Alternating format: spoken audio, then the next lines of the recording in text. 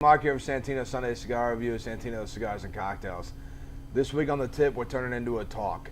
I've got Deb, Matt, Rob, Mark, and Melissa here.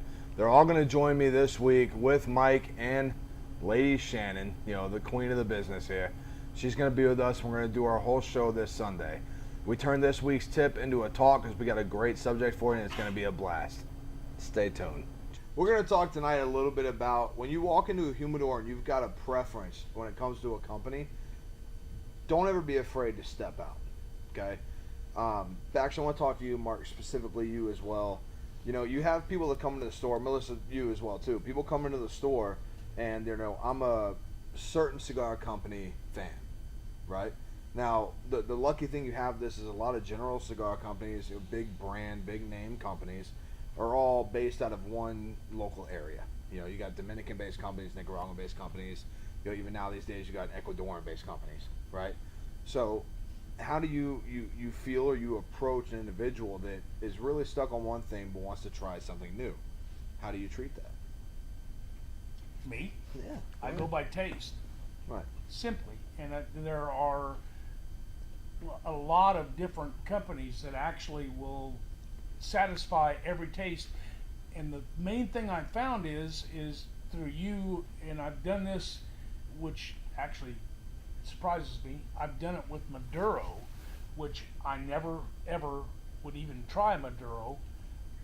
I have done that 3 times successfully and actually loved what I tried.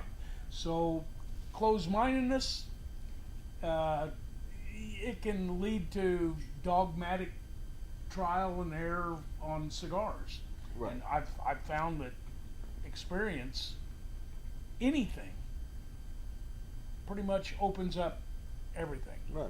Melissa, how do you feel when you approach a customer and you have to talk to them about a certain thing? Well, personally for me, a lot of it is I ask what they normally smoke, any other cigars they may have tried and even didn't like, so what kind of profiles they don't like. And then I often ask them, well, what are you going to drink when you're having your cigar? If you're just going to drink coffee or Right. water, if you're going to have whiskey or beer, how well it's going to complement it. For me, what I'm drinking with a cigar really affects how it tastes. So I always want to make sure, what is your go-to drink? Are you going to go home and have it with your breakfast? Are you going to go home and have some whiskey? You're going to stay here and hang out for a while? It makes a big difference. A full-bodied cigar can be amazing with a whiskey and not so great with a soda.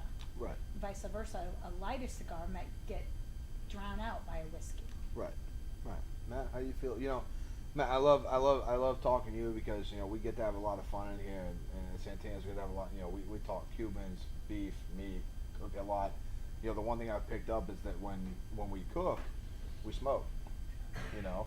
So when you have a direct line in which you line when it comes to a taste, how do you, if you want to venture outside of something, how do you play with that? Yeah, it's been difficult for me to stagger off of what I've had in the past versus what I'm having now. And you've educated me on quite a few different cigars. And really, I go by what my palate wants. And when I have a cigar, within the first minute, it's very pleasing to my palate, or it isn't. And that's a lot, that's based on what we're drinking as well. So for me, I smoke a lot of cigars, so the introduction into different brands and different taste is awesome down here. Right. Mark, I want to semi-wrap up with you. I've had the chance to talk to you a lot over the past few months, and we've kind of flirted around a lot with your palate when you play with things. So when it comes to you, you have some favorites. I know some of your favorites, you kind of bought me out of them, but when you're flirting around trying something new, how do you try and either tandem your taste or differential your taste with what you're playing with? Well, actually, strangely enough, I made an academic study out of wine and spirits, and strangely that was a good starting point for cigars. That something that I didn't expect. because when I began with wine, I didn't know anything about it, and I could just, I could try something and I could tell you whether I liked it or I didn't, but I couldn't explain what it was I liked or why I liked it, and that made it really hard to find something else that I might like. I just tried a bunch of things and then stuck to brands because I thought that was the way to go. And with cigars, there are some commonalities, like looking at the wrapper, because that provides so much of the flavor. And so once I understood, you know, which wrapper I liked, which is somewhat similar to a varietal, it gave me a common point to try other brands, and I discovered that some of my favorite brands, there were some of their releases that I just didn't appreciate as much, simply because sometimes it was just the wrapper, and now that I've had some time to dig into the production, the country of origin, it really makes a big difference, and that's what made it easier for me to branch out from just a specific brand. Right. No, it makes perfect sense. Mark, Go ahead. I actually I have this lady over here today. I introduced to a cigar and a new liquor for her to try, and she's a novice, but I would love to hear her views on just how she picked up on whether she liked it, didn't like it, how she's going to expand her taste. It's on you, sweetheart. Go for it. Well, it was delicious. I had never experienced a combination of liquor and cigar.